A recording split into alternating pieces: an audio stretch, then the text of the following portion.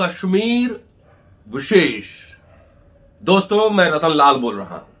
काम की बात में आप सबका स्वागत है और पेश है अम्बेडकरनामा। भारत सरकार के गृह मंत्री अमित शाह कश्मीर के दौरे पर हैं और उन्होंने आर्टिकल 370 के खात्मे को मास्टर स्ट्रोक बताया है। कहा है कि 5 अगस्त 2019 को घाटी में आतंकवाद और परिवारवाद का अंत हो गया। एडिटर महोदय, जरा फोटो दिखाइए। कितने फूल माला लेकर इनके सुरक्षा में लोग खड़े हैं, ये जरा फोटो दिखाइए। चलिए, कितनी सुरक्षा एजेंसियां लगी हुई हैं भारत सरकार के गृह मंत्री की सुरक्षा में, और कितने लोग लगाए, कितने फौज और पुलिस लगाए गए, इसका डिटेल्स हम बाद में देंगे। लेकिन पहले बहुत ही महत्वपूर्ण बातें कुछ भारत सरकार के गृह मंत्री ने कही है कि आतंकवाद और परिवारवाद का अंत हो गया है। अच्छी बात है, आतंकवाद और परिवारवाद का अंत अच्छी हो गया है, अच्छा है कि अंत हो गया है। लेकिन एक सवाल है कि जो आश्वासन देश की जनता को दिया गया था कि कश्मीर में लोग जमीन खरीद सकेंगे, होटल बना सकेंगे, सब पूरा खुल जाएगा भारत के लिए, तो उम्मीद करता हूं कि माननीय होम मिनिस्टर, गृह मंत्री ये बताएंगे जरूर कि वहां भारत के अन्य भागों से जाकर कितने लोग बसे हैं, कितना जमीन खरीदे हैं, सेब का खेत कितने लोगों ने लगाया है, वहां पे बागान कितने लोगों ने लगाए हैं, और कितने लोग वहां जाकर शांति से रह रहे हैं। शादी ब्याह करने के भी कुछ लोग बात कर रहे थे। तो ये आंकड़ा भी देना चाहिए भारत सरकार को, देश की जनता को, कि 5 अगस्त 2019 के बाद कितने लोगों की वहां जमीनें खरीदी गई हैं, कितने लोग वहां बसे हैं। ये एक वैलिड सवाल है, सरकार के जो दावे हैं उसी के हिसाब से उठाया जा रहा है। चलिए, तो दौरे पे पहुंच चुके हैं। उन्होंने श्रीनगर में स्थित राजभवन में सुरक्षा व्यवस्था को लेकर बहुत हाई लेवल मीटिंग की है और कहा है कि कश्मीर की शांति में कोई खलल नहीं डाल सकता। शाह की पहली जम्मू कश्मीर यात्रा है 2019 के बाद। श्रीनगर एयरपोर्ट पर उपराज्यपाल मनोज सिन्हा ने उनका स्वागत किया। शाह यहां से सीधे जम्मू कश्मीर सीआईडी के शहीद इंस्पेक्टर परवेज अहमद के घर पहुंचे, उनके परिवार वालों से मिले और परवेज अहमद साहब को उन्होंने श्रद्धांजलि दी। आज यूथ क्लब में उनका भाषण हुआ है। कुछ अंश भाषण के आपको दिखा रहा हूं, और उन्होंने कहा है, उसका जो लब्बो लुआब है वो यह है कि 2.5 साल पहले कश्मीर से पत्थरबाजी की खबरें आती थी, अब कश्मीर के युवा विकास की बात कर रहे हैं। उन्हें विकास की गतिविधियों से जोड़ेंगे। सबसे महत्वपूर्ण, युवाओं को खेल से जोड़ना है। खेल में ही हमें हारना सिखाता है, खेल में ही जीतने का जज्बा सिखाता है।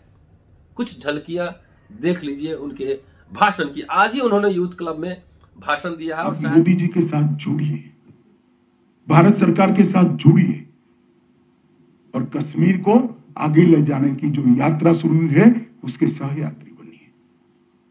ढेर सारी संभावनाएं कश्मीर के युवाओं के लिए पड़ी हुई।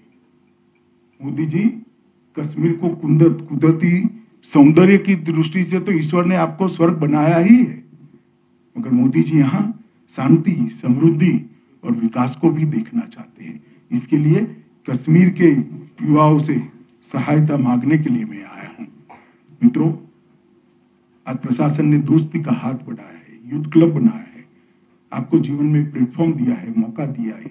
आइए, आप आगे बढ़िए और इस मौके को उठाइए। यहां पर लोकतंत्र को मजबूत करिए। गुमराह करने वाली ताकतों को युवा जवाब दे। और मैं कहता हूं आपको, कश्मीर की शांति में किसी को खलल नहीं पहुंचाने देंगे। आप निश्चिंत हो जाइए। कश्मीर की विकास यात्रा अब रुक नहीं सकती है। जम्मू और कश्मीर को एक आइडियल स्टेट विकास की दृष्टि से, शांति की दृष्टि से और इंफ्रास्ट्रक्चर की दृष्टि से, समृद्धि की दृष्टि से बनाने से कोई नहीं रोक सकता। गृह मंत्री अमित शाह ने खेल की प्राथमिकता पर बहुत बल दिया है। अच्छी बात है, यूथ में स्पोर्ट्स स्पिरिट डेवलप होना चाहिए, लेकिन यदि युवा विकास की बात कर रहे हैं तो अमित शाह जी को यह भी बताना चाहिए था कि उनके विकास के लिए सरकार के पास क्या क्या प्रपोजल हैं, कितने यूनिवर्सिटीज खोले जाएंगे, कितने कॉलेज खोले जाएंगे और नौकरी देने के लिए और क्या क्या प्रावधान है, कितनी नौकरियां निकली हैं, यह भी बताया जाना जरूर चाहिए था। उन्होंने कहा कि हर पंचायत में यूथ क्लब बनना चाहिए। अच्छी बात है।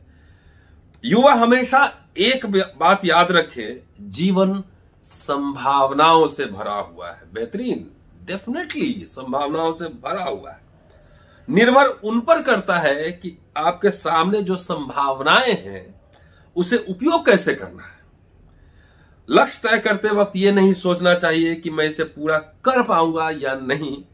लक्ष्य तय किया और आगे बढ़े। देखिए, अमित शाह जी भी लक्ष्य तय किए थे, होम मिनिस्टर बनना है, तो वहां से गुजरात से चल के केंद्र में होम मिनिस्टर बने, तो लक्ष्य तय करने की बात कर रहे हैं। अब जो खबर आ रही है, जो एनडीटीवी के हिसाब से शाह ने कश्मीर में बैठक में बढ़ते आतंकवाद और कट्टरता पर सुरक्षा एजेंसियों से जवाब मांगा है। अब ये पहला जो हेडलाइन है उससे थोड़ा कॉन्ट्रडिक्शन हो गया कि जब आतंकवाद खत्म हो गया है तो ये जवाब किस बात की है। हमने पिछला वीडियो बनाया था कैसे वहां के आतंकवादी निर्दोष लोगों की हत्या कर रहे हैं, जिसमें बिहार के 4 मजदूर, उत्तर प्रदेश के लोग और तमाम कई जगह के लोग और गैर कश्मीरी लोगों की हत्या की गई, जिसमें एक कश्मीरी पंडित भी थे और हमने उनकी भर्त्सना भी की थी कि राजनीतिक मसले राजनीतिक तौर पर बातचीत से हल होते हैं और लोकशाही में हिंसा के लिए कोई स्थान नहीं है।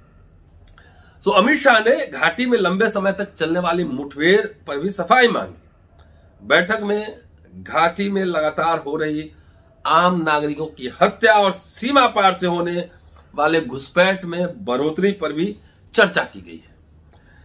चलिए आगे, जब परवेज साहब जो सीआईडी के इंस्पेक्टर थे उनके घर पे वो गए हैं और उन्होंने सोशल मीडिया पर लिखा है कि शहीद जवान परवेज अहमद के घर जाकर उन्हें श्रद्धांजलि दी। मुझे पूरे देश को उनकी बहादुरी पर गर्व है, हमें भी गर्व है उनकी बहादुरी पर। उनके परिजनों से भेंट की और उनकी पत्नी को सरकारी नौकरी दी। अच्छी बात। शाह ने कहा कि मोदी जी ने जो नए जम्मू कश्मीर की कल्पना की है उसे साकार करने के लिए जम्मू कश्मीर पुलिस पूरी तन्मयता से कोशिश कर रही है। कश्मीर में पिछले कुछ दिनों में हुए आतंकी हमलों और कश्मीरियों पर हमले के बाद अमित शाह का यह दौरा बहुत ही महत्वपूर्ण माना जा रहा है। 3 दिन तक रहेंगे और कुछ अहम इंपॉर्टेंट बैठक वहां करेंगे।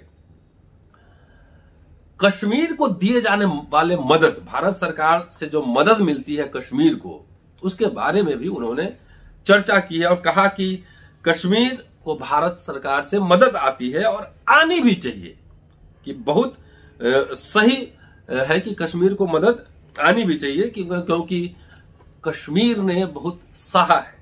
परंतु एक दिन ऐसा जरूर आएगा जब कश्मीर भारत के विकास के लिए योगदान करेगा। कश्मीर लेने वाला नहीं, भारत को देने वाला प्रदेश बनेगा। उन्होंने आगे कहा कि 2.25 साल के बाद मैं जम्मू कश्मीर आया हूं। सुरक्षा समीक्षा बैठक के बाद मेरा पहला कार्यक्रम यूथ क्लब के 2 साथियों के साथ है। वो कार्यक्रम की वीडियो जो मैंने आपको दिखाई है कि उसी में वो लंबा भाषण है उनका, करीब 40-45 मिनट का भाषण है, महत्वपूर्ण है। एक राजनेता के दृष्टिकोण से जो उनको व्याख्यान देना चाहिए वो है, पूरा उनके ट्विटर पे जाकर आप देख सकते हैं। कह रहे हैं कि मैं जम्मू कश्मीर के युवाओं से मिलकर बहुत आनंद और सुकून का अनुभव कर रहा हूं। ये सब अच्छी बात है। अब देखिए, वो कह रहे हैं कि उनके सुरक्षा में कितने कंपनी लगी है, जरा ये आंकड़ा देख लीजिए। पूरे घाटी में सुरक्षा के पुख्ता इंतजाम है। वहां पे आईबी, एनआईए, सीआरपीएफ के सीनियर अधिकारी कैंप कर रहे हैं, पूरी हेड्स जो है वहां बैठे हुए हैं, वे हर एक इंटेलिजेंस इनपुट को मॉनिटर कर रहे हैं। श्रीनगर में पैरामिलिट्री के अतिरिक्त जवानों की तैनाती की गई है। पूरे केंद्र शासित प्रदेश में सीआरपीएफ की 10 और बीएसएफ की 15 अतिरिक्त कंपनियों को तैनात किया गया है। इसके साथ ही ड्रोन और खुफिया कैमरों से चप्पे चप्पे की निगरानी की जा रही है। सीआरएफ की एक टीम डल झील और झेलम नदी में पेट्रोलिंग कर रही है। हर सड़क और गली मोहल्ले में भी सुरक्षा के कड़े प्रबंध किए गए हैं। इसका मतलब यह हुआ कि लोग वहां भी एक नजरबंद की तरह होंगे और तमाम घाटी को एक छावनी में, कश्मीर को छावनी, श्रीनगर को छावनी में तब्दील कर दिया होगा। तो इतनी सुरक्षा लगाए गए हैं गृह मंत्री के सुरक्षा में, इतने लोग लगाए गए। लेकिन उनकी दौरा का एक इंपॉर्टेंट मैसेज भी है कि इनकी दौरा को जो जितने भी हालिया घटनाएं घटी हैं उससे जोड़कर देखा जा रहा है। दरअसल पिछले 15 दिनों में अलग अलग घटनाओं में आतंकियों ने गैर कश्मीरियों को टारगेट किया है और उनकी हत्या की है और तकरीबन 11 लोग मारे गए हैं। वहीं सुरक्षा बलों ने उनका जवाब देने के लिए पूरी घाटी में ऑपरेशन क्लीन चला रखा है। पिछले 15 दिनों में कश्मीर घाटी में सुरक्षा बलों के साथ 11 मुठभेड़ों में 17 आतंकी मारे गए हैं, वहीं 9 जवान शहीद भी हुए। शाह के आगमन पर श्रीनगर की लगभग सभी सड़कों पर दोनों ओर बड़ी बड़ी तिरंगा झंडे लगे हैं। डल झील से होटल सेंटोर वाले रास्ते को जबरदस्त तरीके से सजाया गया है और उनके स्वागत के लिए बड़े बड़े होर्डिंग लगाए गए हैं। एक अपील हमारी ओर से कि अमित शाह साहब, आप होम मिनिस्टर हैं, यूथ क्लब में आपने भाषण दिया आज, बहुत जबरदस्त भाषण दिया है, लेकिन आते आते वहां युवाओं के लिए यूनिवर्सिटी खोलने के लिए स्पोर्ट्स की बात आपने की है।